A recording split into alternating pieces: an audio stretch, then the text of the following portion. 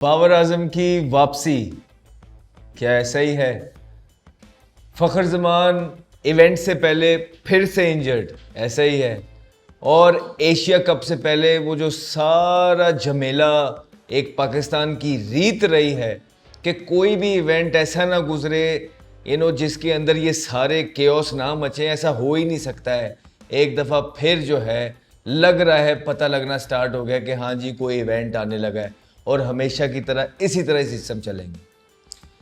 तो बहुत सारी खबरें हैं। सबसे पहले बात करते हैं बाबर आजम की, क्योंकि कल से परसों से जब से फ़खर ज़मान जो हैं वो इंजर्ड हुए हैं, खबरें यही आ रही हैं कि बाबर आजम जो हैं वो वापसी आ रहे हैं। और मेरी बात सुने, ये क्या सराइयाँ होती हैं, ये खुद ही जो है अपने ही व्हाट्सएप ग्रुप के ज़रिए, अपने ही सोशल मीडिया अकाउंट्स जो कि हायर किए होते हैं स्पेशली इसीलिए, ये उन चीज़ों के ज़रिए एक माहौल बनाया जाता है। और फिर वो क्रिएटर्स जो बेचारे, वो व्यूज़ उनका कसूर नहीं है, जो वो देखते हैं सोशल मीडिया पे, उस पर वो बात करते हैं, तो वो ये बात इस तरह इग्नाइट होती है। कभी हमने नहीं देखा है कि एक दिन हुआ है, अभी चीज़ों में देर पड़ी है, एक दिन हुआ है, 2 दिन हुए किसी को इंजर्ड हुए और उसके बाद जी सिस्टम ये स्टार्ट हो गया जी कि बाबर आजम वापस आ रहे हैं। अच्छा, ये तो है ही है, इससे पीछे एक और चीज़ हुई है कि ये पोस्ट देखने को मिल रही है कि वो बाबर आजम का नाम था जी वो वेस्ट इंडीज़ की टीम के लिए ना, तो बाबर आजम क्योंकि महान है माशाल्लाह, बड़े दिल के मालिक हैं, उन्होंने कह दिया कि नहीं नहीं नहीं, आप ये बच्चों को चांस दें, आप मेरा नाम बाहर निकालें, बच्चों का चांस दें। पोस्ट तो यही है कि बाबर आजम ने खुद कहा है, बार बार ये पोस्ट सेम पोस्ट लग रही हैं और डिफरेंट डिफरेंट अकाउंट से कि जी बच्चों को चांस दें, बहुत बड़ा दिल है। भाई यार, कोई खुदा का वास्ता है यार, बाबर आजम ने बच्चों को कहाँ चांस देना था यार, मुझे बताएं। जो बच्चे उनके होते हुए उनकी कप्तानी के अंदर कितने बच्चों को चांस मिला है, या कितने वो प्लेयर्स हैं बेचारे डोमेस्टिक के परफॉर्मर जिनको टीम में लेके आया गया। जब मीडिया जोर लगाता था वो प्लेयर्स टीम के अंदर आते थे, उसके बाद वो आपके जो बाबर आजम है जिनका इतना आप कह रहे हैं कि बड़ा दिल है, वो तो उनको मैच ही नहीं खिलाता था। और मैच जब खिलाता था तो वो अपनी जगह पे नहीं खिलाता था, ठीक है, और डेड रबर तक नहीं खिलाए। Same goes with Rizwan as well, उनकी कप्तानी के अंदर भी यही चीजें हो रही थी, ठीक है। तो आप ये किस तरह की बातें फैला रहे हैं? ये क्या, ये सारी जो चीजें हैं ना, ये जो झूठ पे मबनी सारी चीजें हैं, यही सारी चीजें बाबर आजम के अगेंस्ट गई हैं। और यही वो चीजें हैं जिस पे पाकिस्तान क्रिकेट बोर्ड ने भी अब तैयार कर लिया है कि जो ये कैंपेन्स चल रही हैं, हमने उनको पता लग गया है, आवाज़ें उठी हैं तो पता लग गई ये कैसे चलती हैं, उनको भी आइडिया है। तो अब इस पे वो सख्त गुस्से में है। और यही चीज़ें बाबर आजम के अगेंस्ट, वो जो उनके फैंस हैं ना, जो इस तरह की चीज़ें उड़वाते हैं, या जो व्हाट्सएप ग्रुप्स बने हुए हैं उस पर जो है ना अलाइव रखने के लिए कि बंदे को मरने नहीं देना है, हर सीरीज में उसकी बात करनी है, तो वो ग्रुप में एक मैसेज चलता है और वो कॉपी पेस्ट होता है और जो है ना सारी जगह आपको वो ये चीज़ देखने को मिलती है। यही सारी चीज़ों ने जो है बेड़ा गर्क किया है उस प्लेयर को। बेचारा अच्छा खासा प्लेयर था, जब वो आया था, ठीक पहले मुझे लगता है कि जब शुरू में वो आया तब तो ठीक है, उसको जो सपोर्ट शुरू के मैचेस में रिक्वायर होती है वो मिली, लेकिन उसके बाद जिस तरह वो खेलता था उसको बदलने की कोशिश ही नहीं की गई। वो जो उस टाइम पे कप्तान थे या जो वो कोच था, उसने पूरी टीम को तितर बितर कर दिया, लेकिन इस बंदे को ये नहीं कहा कि यार आपने अपनी गेम को इन्हेंस करना है। इन सारी चीज़ों का नुकसान अब आके किसको हो रहा है? खुद बाबर आजम को। जवानी के अंदर टीम से बाहर होने लगे हैं, T20 से वो बाहर है ऑलरेडी, राइट। 4 डे क्रिकेट या टेस्ट मैचेस जो हैं 24-25 मैचों में उनका 150 है, बहुत बड़ा क्वेश्चन मार्क है। और जब विराट कोहली ड्रॉप हो सकता है ना, तो फिर कोई भी ड्रॉप हो सकता है, क्योंकि उससे बड़ी परफॉर्मेंसेस हमारी जनरेशन में किसी की नहीं है। तो 25-25 मैच में 150, ठीक है, टेस्ट के अंदर T20 ऑलरेडी कोई परफॉर्मेंस नहीं बाहर। तो यही सारी जो केओस सोशल मीडिया पे बनते हैं ना, उसका नुकसान एक प्लेयर को होता है। अच्छा खासा था, वो जो एज थी उसकी जहाँ पे उसको सिखाया नहीं गया, ठीक है, और उसकी गलत चीज़ों को भी अप्रिशिएट किया गया। और सिर्फ जब वो कप्तान थे तो फिर तो जो कोचेस वगैरह आते थे वो तो बेचारे बिल्कुल ही वो तो कुछ कहने जोगे भी नहीं थे उन्हें। तो इम्प्रूवमेंट आई नहीं। जब इम्प्रूवमेंट नहीं आती है तो फिर इंसान क्या होता है, सूनर और लेटर टीम से बाहर हो जाता है। तो बेचारे को इतना अंडर प्रेशर कर दिया और अब क्या है। तो इसमें कोई सदाकत नहीं है इस खबर के अंदर, ठीक है, कि वो वापस, हाँ, सोशल मीडिया की हद तक ये सारी चीज़ें बिल्कुल ठीक है। और जहाँ तक ओपनिंग का मसला, देखिए फ़खर ज़मान, मैं आता हूँ इस चीज़ पे, ये ओपनिंग के मसले में। फ़खर ज़मान अरसा दराज से ये थोड़े खुले माइंड से आपने ये चीज़ें सोचनी है। हम फ़खर ज़मान के अगेंस्ट नहीं है, ठीक है, हमें पता है वो इम्पैक्ट प्लेयर है, लेकिन कुछ रियलिटीज़ हैं जो आपका सुनना और समझना बहुत ज़रूरी है। वो ये है कि कितने अरसे से इन्वेस्टमेंट है फ़खर ज़मान पे। आप मुझे ये बताइए कितने अरसे से खेल रहे हैं कि उनका बैंक बैलेंस सारी चीज़ें रवा है और चल रही हैं। एक रेप्यूट है ना, रेप्यूट क्या है, क्योंकि बाकी सारे टुक टुक है। तो जी ये फ़खर ज़मान जो है ना, एटलीस्ट बात क्या होती रही है सारी ज़िंदगी कि यार ये जब चलेगा मैच जितवा देगा, एटलीस्ट मार के आउट होता है। वो मार के आउट होने पे 10 साल खेल गए, उन्हें भी मार के आउट होने भी खेला। देखिए पीएसएल के अंदर परफॉर्मेंसेस एक अलग चीज़ है, लेकिन पीएसएल के अंदर परफॉर्मेंसेस तो उनकी फ्रेंचाइज के लिए है, या वो बच्चा जो नया है वो परफॉर्मेंस कर रहा है तो उसके थ्रू वो पाकिस्तान टीम में आ जाए। फ़खर ज़मान तो बाहर ही नहीं हुए। तो फ़खर ज़मान पे क्या है, पाकिस्तान क्यों इन्वेस्टमेंट कर रहा है?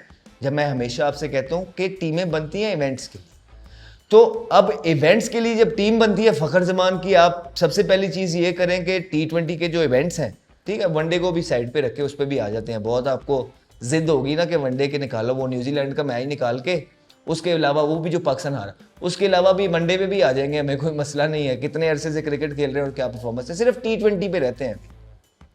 तो आप सिर्फ फ़खर ज़मान की ना परफॉर्मेंसेज देखें, क्या फ़खर ज़मान ने जो उन पे इन्वेस्टमेंट हुई है वो उन्होंने डिलीवर किया है कि नहीं, ये आपने आज बैठना है, कंप्यूटर खोलना और निकालना है, और ये बात साइड पे रखनी है। एटलीस्ट मार के आउट हो जाता है इस पे 10 साल खेल गए, ठीक है, मार के आउट हो। वो इन्वेस्टमेंट जो पीसीबी ने की है वो इसलिए की है कि फ़खर ज़मान बड़े मैचेस के अंदर, आईसीसी के इवेंट्स के अंदर परफॉर्मेंस करके देगा। और यार वो तो हर आईसीसी के इवेंट के अंदर तो इंजर्ड होकर बाहर चला जाता है, या उससे पहले इंजर्ड होकर बाहर हो जाता है। पिछला वाला आपके सामने था, ये वाला भी आपके सामने। उससे पहले टोटल मैचेस कितने हैं ये भी निकाल के देखें, वो आईसीसी के इवेंट में किसका खेलते हैं। जैसे इवेंट खत्म होता है वो फिर आ जाते हैं। तो भाई सीनियर प्लेयर ने तो इवेंट खेलने हैं, तो अगर आप इवेंट नहीं खेल सकते तो फिर फायदा ही नहीं है आप पे इन्वेस्टमेंट करने का, जाया है सारी। क्योंकि इन्वेस्टमेंट होती है आप पे इवेंट जीतने के लिए। हाँ, ये तो आपको, ये अब आपने खुले दिल से बात सोचनी है। और उसके बाद जहां तक इस टीम करंट सिनेरियो के अंदर फ़खर ज़मान का, बिल्कुल एक सीनियर प्लेयर है, उनका होना चाहिए। उनको एक इम्पैक्ट प्लेयर है, ठीक है, लेफ्टी खेलते हैं ऊपर से, और अब वो टाइम है शायद उन पे कि वो जो ड्यू परफॉर्मेंसेस हैं पिछले 10 साल से उन पे, तो वो आके अब वो डिलीवर करें, बिल्कुल होने चाहिए। बड़ा इंपॉर्टेंट फैक्टर है इस टीम के अंदर, क्योंकि ये यंगस्टर पे मबनी टीम है। जो सीनियर स्लो खेलते थे, टुक टुक करते थे, उनको निकाल दिया गया है। एटलीस्ट ये वाला सीनियर जो है, बेशक इसने परफॉर्मेंस नहीं की, लेकिन ये खेलता तेज है, ठीक है। तो इतनी इन्वेस्टमेंट है तो आप चाहेंगे वर्ल्ड कप, ये जो इवेंट्स आ रहे हैं एशिया कप और वर्ल्ड कप, उसके लिए फिट और खेलें। लेकिन खतरे की चीज़ ये है कि वो एक दफ़ा फिर इवेंट से पहले जो है ना वो इंजर्ड हो गए, और सुनने में यही आ रहा है कि इस दफ़ा वाली जो इंजरी है वो सीरियस नहीं, ठीक है, ये हमें अभी तक सुनने में आया है। और फ़खर ज़मान जो है इंशाल्लाह वो सेहतयाब होंगे और ये एशिया कप के अंदर अवेलेबल होंगे। बिकॉज अगर ये एशिया कप और वर्ल्ड कप वो में अवेलेबल नहीं है, फिर नहीं, मेरा जो उनकी एज हो गई है, जो उनकी परफॉर्मेंसेस हैं, फिर मेरा ख्याल है उनके ऊपर एक, उनके करियर के ऊपर एक क्वेश्चन मार्क लगेगा, और लगना चाहिए, ठीक है। जो भी ये क्रिकेट गुरुज बैठे हैं जो टीमें सिलेक्ट करते हैं, क्राइटेरिया तो इनका पता नहीं क्या है क्या नहीं है, लेकिन अगर आप ओवरऑल ऑनेस्टी के साथ बात करेंगे तो अगर ये एशिया कप और T20 में वो नहीं है तो फिर सलाम अलैकुम है। और अगर है भी तो मेरे ख्याल से ये इनका आखिरी मौका है। अगर ये वर्ल्ड कप और एशिया कप इनका ड्राई चला गया तो दैट इज इट। फिर जवान बच्चे तेजी के साथ जो है जगह लेने के लिए तैयार हैं, सच एज। अब बात ये हो रही है कि फॉर एग्जाम्पल कि फ़खर ज़मान इंजर्ड हो जाता है तो बात ये हो रही है कि बाबर आजम वापस आएगा। एक तो बात गलत है, इसमें कोई सदाकत नहीं है, ये झूठी बात है। दूसरा, क्या किसी ओपनर को आना भी चाहिए उनकी जगह? नहीं आना चाहिए, वो इसलिए नहीं आना चाहिए, लेट अलोन बाबर आजम, कोई भी और है वो नहीं। दूसरी अपनी कोई चीज़ है ना, एशिया के अंदर एक स्पिनर ऐड कर लिया, इस तरह वो आप कर सकते हैं। क्यों? क्योंकि देखिए पिछले वर्ल्ड कप के अंदर आप गए, राइट, ये जो भी अभी पीछे इवेंट हुआ है, उसके अंदर तो आपने जेन्युइन ओपनर ही एक रखा हुआ था। तो एक जेन्युइन ओपनर था और दूसरा आपने बाबर आजम को नंबर 3 से ऊपर ओपन करा दी, ठीक है। तो अब ये देखते हैं कि कुछ लोग ये कह रहे हैं कि ओपनर गया है तो उसकी जगह ओपनर आएगा, तो क्या ओपनर आना चाहिए कि नहीं, ये देखते हैं। नंबर 1 फरहान, साहिबजादा फरहान, ठीक है। 4 मैचों के अंदर उसकी, जिसके बारे में लोग कहते थे कि वो इंटरनेशनल मटेरियल नहीं है, 4 मैचों के अंदर T20 के अंदर 2 मैन ऑफ द मैच है उसके। एक ये हो गया। दूसरा साइम अयूब, जिसको बहुत सपोर्ट और बहुत मौके मिले सिर्फ इसलिए कि लगता है कि पोटेंशियल है, जिस तरह फखर जमान का लगता था ना कि यार ये जब करेगा जितवाएगा, और अभी तक को समझ नहीं आ रही कब जितवाएगा बड़े मैचेस के अंदर। तो इसी तरह साइम अयूब को भी इसलिए सपोर्ट मिली और हम भी करते हैं। हमें लगता है कि फ्यूचर प्रोस्पेक्ट है, अगर इनके साथ फाइन ट्यूनिंग की जाए तो टेक्निक के अंदर भी और मेंटली भी, so he can be a future prospect for the country. Attacking खेलते हैं, अच्छे शॉट हैं, और इस वेस्ट इंडियन सीरीज में हमने उनके ग्लिम्स देखे। 250 उन्होंने बहुत ज़बरदस्त 50 किए, और उस 50 के अंदर जो कुछ आज शॉट्स मारे हैं, सच एस जेसन होल्डर ने जो वो लेंथ बॉल किया था, बैक ऑफ अ लेंथ तक थोड़ा सा उन्होंने कमिट किया फ्रंट फुट के ऊपर ही, और उनके सिर्फ हाथ चले, सारी चीज़ें उनकी स्टिल थी, उनके हाथ चले, वो हाफ बॉल ही नहीं था, और उस बॉल को उन्होंने सामने 1 बाउंस चौका वो छिक्का। ये एक अच्छे प्लेयर की निशानी है। ये कुछ चीज़ें शॉटें वो इस तरह की मारते हैं कि इंसान का दिल करता है कि हाँ यार, इस लड़के में टैलेंट मौजूद है, बैक किया। जैसे 2 हो गए ओपनर, राइट। तीसरा, आपका विकेट कीपर की ज़रूरत होती है कि नहीं होती टीम के अंदर, जिस तरह फुटबॉल के अंदर होती है ना गोलकीपर की ज़रूरत, इसी तरह टीम के अंदर भी विकेट कीपर की ज़रूरत होती है, उसके बगैर टीम नहीं बनती। और वो आपके पास है none other than Mohammad Haris. अब Mohammad Haris top order batsman, वो भी ओपनर है, तो 3 तो ओपनर ऑलरेडी आपके पास मौजूद हैं टीम के अंदर जिन्होंने खेलना है।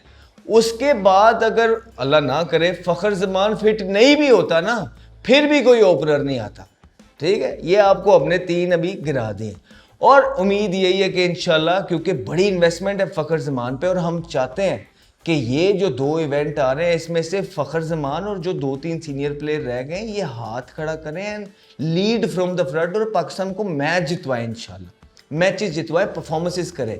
ये हमारी ख्वाहिश है उनके लिए, ठीक। तो ये जो सारा ये जो केओस आप मचाते हैं ना सोशल मीडिया के ऊपर कि ये अनफिट होगा तो ये आ जाएगा, ये अनफिट होगा, ये सोशल मीडिया व्हाट्सएप ग्रुप की कैंपेनें ही हैं, और ये इस चीज़ को यहीं तक रखा जाए। आप लोगों से मुखातिब इसलिए हूँ कि आप लोग समझें इस चीज़ को कि ये कौन करता है। हर चीज़ जो आप सोशल मीडिया पे देखते हैं वो ठीक नहीं है। हम आपको पिछले 1-1.5 साल से ये बताते आ रहे हैं, उस पर यकीन नहीं करना है, क्योंकि 75% चीज़ें जो अब सोशल मीडिया पे हैं वो मन घड़त हैं, वो खुद क्रिएट की जाती हैं, वो खुद बनाई जाती हैं आप जैसी मासूम आवाम को बुद्धू बनाने के लिए, यूटिलाइज करने के लिए कि देखें जी। और उसके फ़ायदा क्या होता है? फ़ायदा ये होता है कि वो बंदा जो है जिसके लिए वो गेम चल रही होती है, कैंपेन, वो अलाइव रहता है, उसका नाम चल रहा होता है, हर बंदा उसके बारे में खबर पढ़ रहा होता है, तो इसीलिए उसको अलाइव रखने की कोशिश की जा रही है। अब मसला यहाँ पे ये है कि हमारे गरीब बच्चे जो नए नए टीम में आए हैं, डोमेस्टिक के प्लेयर, उनके पास पैसे इतने नहीं हैं कि वो अपने लिए पीआर एजेंसीज रख सकें। इन लोगों ने क्या किया, इन लोगों ने पहले जब इवेंट खेलने गए थे उस पे 8 प्लेयर एक ही एजेंट के पास थे, मिल गए कि हमने सेंट्रल कॉन्ट्रैक्ट पे साइन नहीं करना, ठीक है। उसके बाद इन्होंने ब्लैकमेल करना स्टार्ट किया पाकिस्तान क्रिकेट बोर्ड को कि अगर आप हमारी तनख्वाहें नहीं बढ़ाएंगे ना, तनख्वाहें नहीं बढ़ाएंगे तो हमने सेंट्रल कॉन्ट्रैक्ट साइन नहीं करना, ठीक है। 3 ये बड़े प्लेयर जो थे ये मिल गए, जो टीम के सीनियर प्लेयर थे, और जो छोटे थे उसी एजेंट के साथ उनको ये वादा किया गया कि आप लोगों ने साइन नहीं करने, हम आपकी भी साथ तनख्वाहें बढ़ाएंगे। ये आप सुन ले गौर से बात कि हमने आपकी भी तनख्वाहें बढ़ानी है। और जब निगोशिएशन स्टार्ट की, निगोशिएशन में ये जो एजेंट को लेके आने वाला है ना बंदा, उसको शामिल किया गया। वो जी साइलस बन गए बीच में कि मैं ताड़ी डील कराना। हर दफ़ा उनका यही काम होता है, वो बीच में से डील कराते हैं, अपना कमीशन लेते हैं और साइड पे हो जाते हैं, ठीक है। इस दफ़ा के लिए उनका नाम नहीं बताते, लेकिन पता लग ही जाएगा लोगों को कि वो इंसान कौन है कि जो इस तरह के काम। उन्होंने भी पीसीबी को ब्लैकमेल करना स्टार्ट कर दिया। पीसीबी को, जब पीसीबी ने कहा कि यार ये लड़के तो गलत कर रहे हैं, इनको साइन करना चाहिए और ये ब्लैकमेल कर रहे हैं पीसीबी को, तो वो जो बीच में साइलस रखा था जो एजेंट को लेके आने वाले में से है, 2-3 लोग हैं जो उस एजेंट को लेके आए थे, एक बंदा वो भी है। तो जब साइलेंस बनाया गया उसने भी आके पीसीबी में प्रेशर डाला कि देखें बड़ी बदनामी हो जाएगी अगर आप लोगों ने इन प्लेयर्स की बात ना मानी तो ये खेलने से इनकार कर देंगे और बहुत बड़ी बदनामी हो जाएगी। और एट द सेम टाइम ये जो 3-4 प्लेयर्स का एजेंट था ये मीडिया को ये बातें फीड कर रहा था और थ्रू ये जो लगाते हैं सिस्टम इनका चलता है, ये जो कोरे कागज लगाते हैं और वो जो उस कोरे कागजों पे कुछ लोग बैठे हैं वो जो बिकते हैं वो मीडिया पे प्रेशर डालने लग गए अपने अपने चैनल्स के थ्रू, अपने अपने जो है ना यूट्यूब के थ्रू, वहाँ से चैनल के देखें जी पीसीबी ने तो अभी तक सैलरीज भी नहीं दी है प्लेयर्स को, तो आप क्या एक्सपेक्ट करते हैं कि वो इवेंट खेलने गए हैं, उनका सारा फोकस ये है वो परफॉर्मेंस कैसे। इस तरह चारों तरफ से ब्लैकमेल किया गया पाकिस्तान क्रिकेट बोर्ड को, बजाय Pakistan cricket board shut up call देता और स्टूड स्ट्रांग इस सिचुएशन के बारे में होता, उसने घुटने टेक दिए। पाकिस्तान क्रिकेट बोर्ड ने घुटने टेके और इन प्लेयर्स की तनख्वाहें 60-60 लाख तक पहुंच गई। 3 की तनख्वाहें 60-60 लाख तक पहुंच गई। और जब चीजें 60-60 लाख तक पहुंची, जो बीच में बंदा था उसने अपना कमीशन लिया, वो साइड पे हुआ, और जो बाकी बच्चे थे 4-5 प्लेयर जिनको ये वादा किया गया था इन 3 प्लेयर्स की तरफ से कि हम आपकी भी सैलरीज बढ़ाएंगे, उनकी सैलरीज नहीं बढ़ाई, तो उनके साथ धोखा किया। तो आप मुझे खुद बताइए कि इस तरह पहले अपनी सैलरीज बढ़ाई और as leader of the team, senior players of the team, 5 प्लेयरों को आपने अपनी ही टीम के धोखा दिया, वो अपना ग्रुप बना के साइड पे हो गए कि आपने तो अपनी सैलरीज बढ़ा ली हैं और हमें आप धोखा दे गए। तो इस तरह टीम के अंदर और पहले भी रिफ्ट थे और रिफ्ट आ गए। तो लीडर ये चीजें नहीं करते, लीडर जो है टीम का सबसे पहले सोचते हैं। तो यहां पे तो टीमों के अंदर आपकी ये होता रहा है कि पीसीबी को ब्लैकमेल करके आपने 60-60 लाख लिए, उसके बाद अपने प्लेयर्स को सोल्ड किया, और फिर जब 60-60 लाख आपके पास आ रहा है तो आपके पास इनफ बजट है, फिर आप यूं सोशल मीडिया एजेंसीज हायर करते हैं और उनके थ्रू ये गेम्स चलाते हैं जो आप देखने को मिल रहे हैं ना। सेम कॉपी पेस्ट चीजें मिलेंगी कि जी फखर जमान इंजर्ड हो गया, बाबर आजम आ रहे, ये सेम कॉपी पेस्ट आपको हर जगह मिलेगा, ठीक है। उसके बाद जी Babar Azam West Indies team में थे, लेकिन बाबर आजम ने खुद बड़ा दिल करके कहा कि नहीं नहीं नहीं यंगस्टर को खिला यार खुदा। तो आप लोगों को ये चीजें बताने का मकसद अब ये है कि अवाम को ये सारी चीजें पता होनी चाहिए कि पाकिस्तान के अंदर चीजें किस तरह चल रही हैं और क्या होता है। तो जो भी आप चीज अब सोशल मीडिया पे देखते हैं वो जरूरी नहीं है कि सच हो। 10-15%, 20% आपको चीजें सच मिलेंगी, बाकी आपको इसी तरह घुमाने और बुद्धू बनाने की कोशिश की जाएगी। तो ये कुछ चीज़ें थी, हमने कहा आपके साथ बात करें, क्लैरिटी के साथ करें कि कोई ऐसा नहीं हो रहा, कोई कहीं नहीं जा रहा, कोई कहीं नहीं आ रहा। फ़खर की इंजरी इतनी बड़ी लग नहीं रही है नहीं, जो हमें रिपोर्ट आई है। इंशाल्लाह वो फिट होंगे और परफॉर्मेंस करेंगे पाकिस्तान के लिए। और दूसरा बाबर आजम के ऊपर T20 का उनका काम भी कोई नहीं रह गया।